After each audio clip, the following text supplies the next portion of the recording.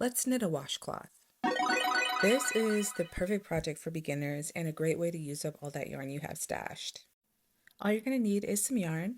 I'm using up the last of my cotton yarn from Sugar and Cream. You're also going to need a crochet hook and knitting needles. I'm using 6mm for both. Start with a slip knot and place it on your needle, then grab your crochet hook. Use your crochet hook to cast on 30 stitches like so.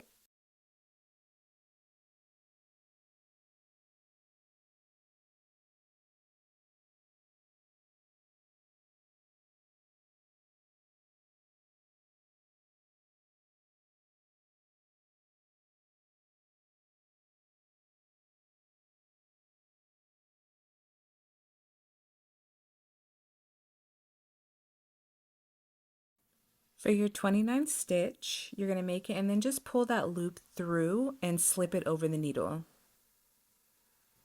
Then turn your work. Knit your first row and then purl your second row.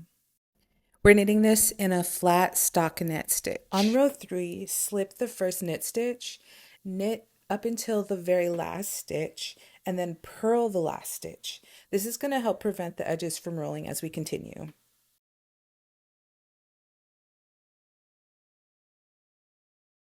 Turn your work and then slip that first purl stitch.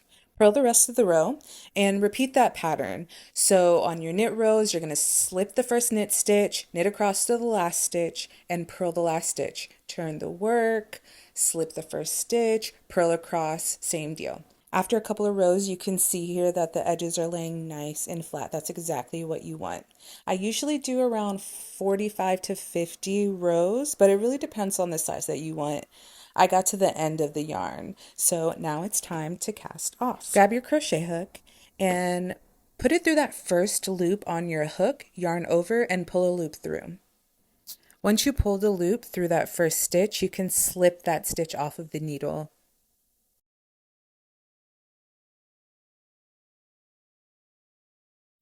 Put the crochet hook into the next stitch on the needle, yarn over, pull it through, slip that stitch, and then pull that loop through the first stitch on your crochet hook, like a single crochet.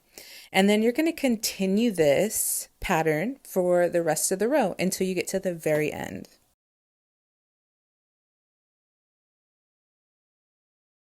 For that last stitch, just pull the yarn all the way through.